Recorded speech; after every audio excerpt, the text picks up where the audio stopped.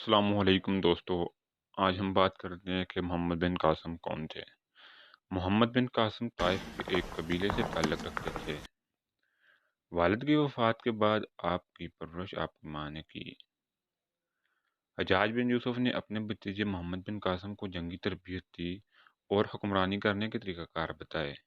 703 ہجری میں مکران کے گورنر کو قتل کر دیا گیا۔ گورنر کے قاتلوں کو راجہ دائر نے اپنے پاس پناہ دے دی۔ راجہ دائر اس وقت کے سندھ کا حکمران تھا۔ اس وقت کا سندھ آج کے سندھ سے بہت ہی بڑا تھا۔ جوتشیوں نے راجہ دائر کو یہ بتایا کہ آپ دونوں بھائیوں کی قسمت میں حکمرانی نہیں ہے، ہاں البتہ آپ کی بہن میں کی قسمت میں حکمرانی ہے۔ حکمرانی کی غرض سے راجہ دائر نے اپنی ہی بہن سے شادی کر لی۔ راجہ دائر کی سلطنت کو ختم کرنے کے لیے اس کے اپنے ہی بھائی نے اس پر حملہ کی ٹھان لی۔ حملہ سے کچھ عرصہ قبل ہی اس کے بھائی کو چیچک کی بیماری لاحق ہو گئی، جس کی وجہ سے اس کی جان چلی گئی۔ اب راجہ دائر پورے سندھ کا حکمران تھا۔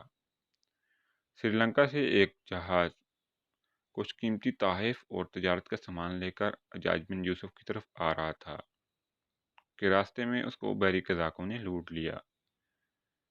ان میں کچھ عربی خواتین اور بچے بھی شامل تھے۔ اس میں سے ایک لڑکی نے حجاج کو مدد کے لیے خط لکھا، تو حجاج نے راجہ دائر کو لکھا کہ اس تجارتی سامان اور قیدیوں کو بحری قزاقوں سے بازیاب کرایا جائے۔ راجہ دائر نے حجاج کو بتایا کہ بحری قزاق اس کے بس کی بات نہیں، جس پر حجاج کو بہت ہی غصہ آیا۔ حجاج نے محمد بن قاسم کی سلاری میں ایک لشکر سندھ روانہ کر دیا۔ سندھ سے روانگی سے قبل ہی محمد بن قاسم کی شادی حجاج کی لڑکی سے ہو گئی تھی۔ محمد بن قاسم نے دیبل کو معاشرے میں لے لیا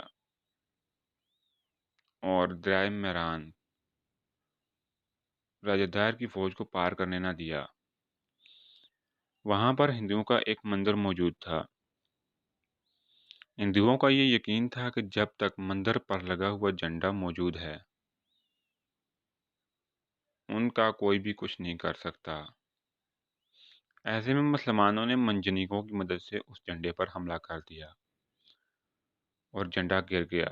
جھنڈے کا گرنا ہی تھا کہ راجہ دائر کی فوج قلعے سے باہر نکل آئی۔ مسلمانوں اور ہندوؤں میں زبردست لڑائی ہوئی۔ مسلمانوں نے ڈٹ کر مقابلہ کیا اور قلعے کو فتح کر لیا۔ سندھ کی فتح یابی کے بعد محمد بن قاسم نے برابری کا سلوک کیا، ہندوؤں اور مسلمانوں میں کوئی امتیاز نہ رکھا، جس کی وجہ سے بعض نچلی ذات کے ہندو دائرہ اسلام میں داخل ہو گئے۔ اپنی فتوحات کو جاری رکھتے ہوئے وہ ملتان کی طرف آیا اور ملتان کو فتح کر لیا۔ مزید فتوحات کو جاری رکھنا چاہتا تھا کہ عبد الولید بن ملک وفات پا گئے۔ یوں سلمان بن عبد الملک کی حکمرانی قائم ہو گئی۔ سلمان بن عبد الملک کے کچھ حجاج بن یوسف کے ساتھ اختلافات تھے۔ یوں سلمان بن عبد الملک نے حجاج کے لگائے ہوئے تمام گورنروں کو ہٹا دیا اور محمد بن قاسم کو اپنے پاس گرفتار کر لیا۔ اب دستور کے مطابق لڑائی میں جنگ میں لٹے ہوئے سامان اور قیدی خلیفہ کو پیش کر دیے جاتے تھے۔ یوں تمام چیزیں خلیفہ کو پیش کی گئیں۔ قیدیوں میں موجود راجہ دائر کی بیٹیوں نے خلیفہ کے یہ کان بھرے کہ محمد بن قاسم نے ان کی پہلے ہی عزت پامال کر دی ہے، جس پر خلیفہ کو بہت ہی غصہ آیا۔ محمد بن قاسم کو بیل کی کھال میں لپیٹ کر گھوڑے کے پیچھے باندھ کر شام روانہ کیا گیا، جس سے محمد بن قاسم کو بہت زیادہ زخم آئے اور زخموں کو تاب نہ لاتے ہوئے وفات پا گئے۔